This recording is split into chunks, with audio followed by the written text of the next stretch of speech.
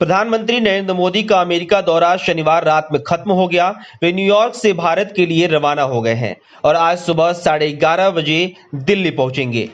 America ने मोदी को 157 कलाकृतियां लौटाई हैं। यह कलाकृतियां कई शताब्दी पुरानी हैं, जिन्हें तस्करी कर अमेरिका में ले जाया गया था। इससे पहले संयुक्त राष्ट्र महासभा में शनिवार को प्रधानमंत्री नरेंद्र मोदी ने भाषण दिया। इस इवेंट के लिए पीएम मोदी अमेरिका के वॉशिंगटन डीसी से न्यूयॉर्क पहुंचे थे। उन्होंने यूएनजीए के 76वें समिट में भाषण की शुरुआत नमस्कार साथियों कहकर की।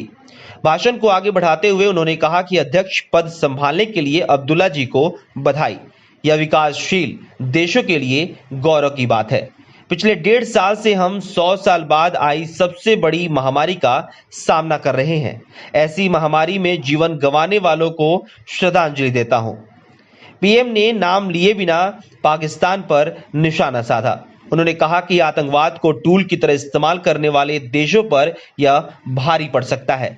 हमें सतर्क रहना होगा कि अफगानिस्तान का इस्तेमाल कोई देश अपने हितों के लिए ना कर सके। वहां की महिलाओं और बच्चों को संभालना है। हमें अपना दायित्व निभाना होगा। पीएम मोदी ने चाणक्य को कोट करके यूएन पर निशाना साधा।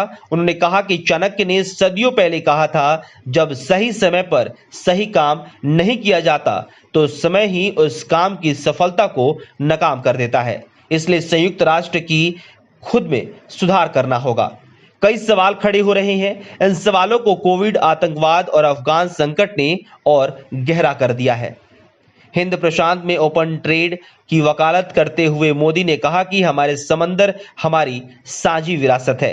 इन्हें विस्तार और ताकत के जोर से कब्जा करने से बचाना होगा।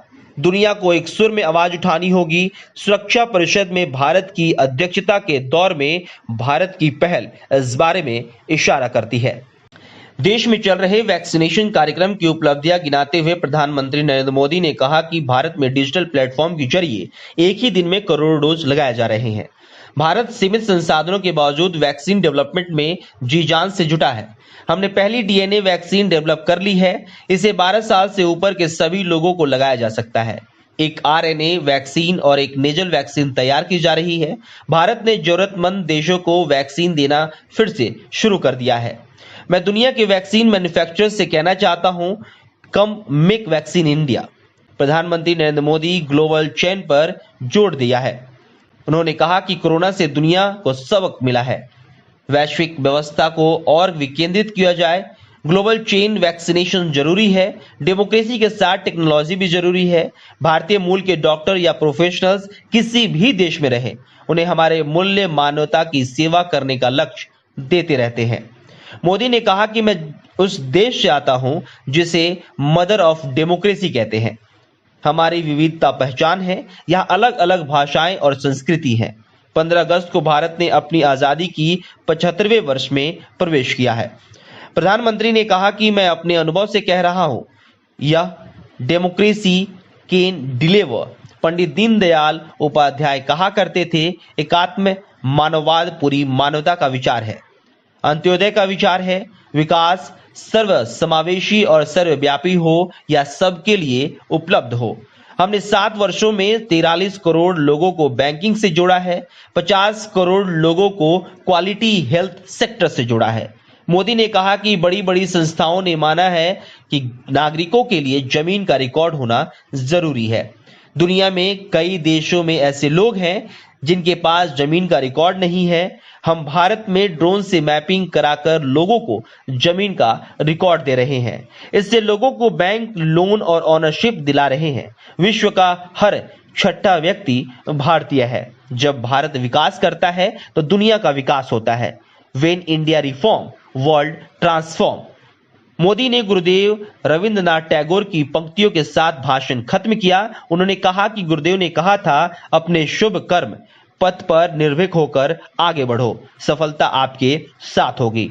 मुझे भरोसा है कि हम सबका प्रयास विश्व में शांति और सौहार्द बढ़ाएगा, विश्व को स्वस्थ और सुंदर बनाएगा। मोदी के भाषण के दौरान यूएनजीए विदेश सचिव हर्षवर्धन श्रृंगला और अमेरिका में भारत के राजदूत तरनजीत सिंह संधू और एनएसए अजीत डोभाल भी मौजूद रहे।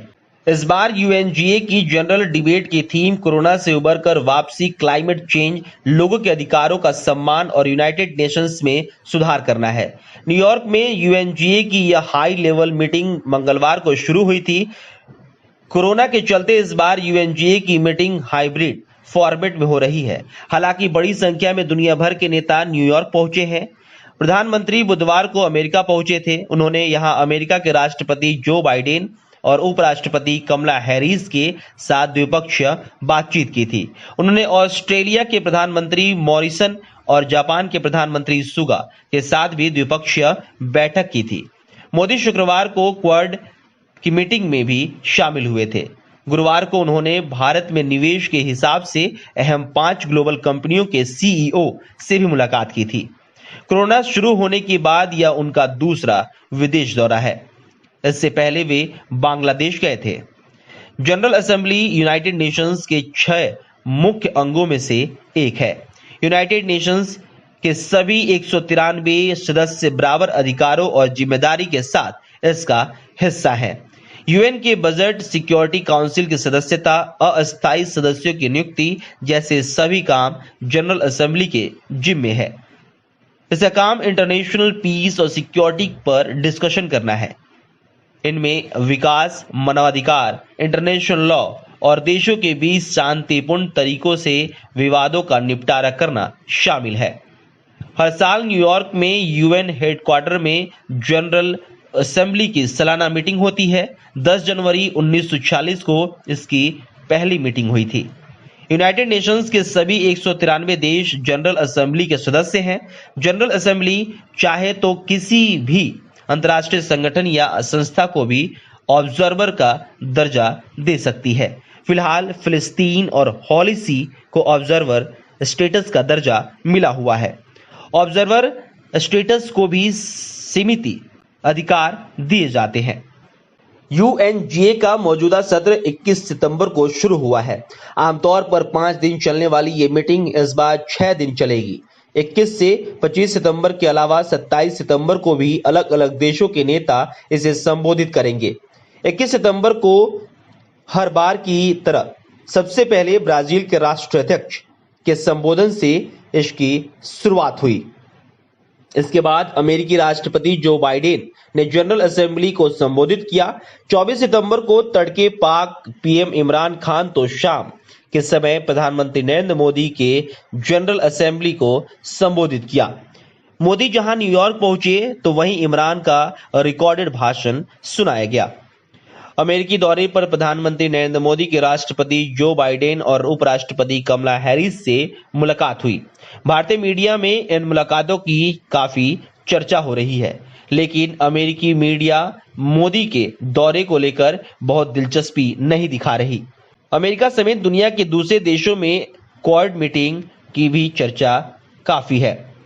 अमेरिकी अखबार द वॉशिंगटन पोस्ट ने लिखा है कि बाइडेन या उनके किसी भी मेहमान ने इस बैठक के दौरान चीन या बीजिंग का नाम नहीं लिया। उनके एजेंडे में चीन पर खुलकर कुछ नहीं कहा गया।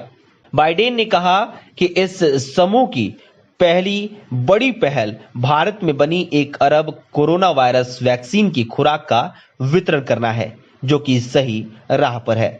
हालांकि इसे लेकर अंतर्राष्ट्रीय निगरानी कार्यकर्ताओं ने शंका जाहिर की है। वॉशिंगटन पोस्ट की रिपोर्ट में बाइडेन की ओर से भारत को ऑकस को लेकर भरोसा दिलाने का भी जिक्र है। इसमें लिखा है कि क्वाड के मुख्य कार्यक्रम से पहले बाइडेन ने कहा है कि वो पीएम मोदी के साथ एक मजबूत साझेदारी निभाने जा रहे हैं। अखबार लिखता है कि अफगानिस्तान से अमेरिका के बाहर निकलने के बाद बाइडेन प्रशासन का ध्यान अब चीन पर है। इसके लिए उसे भारत की चिंताओं को दूर करना होगा।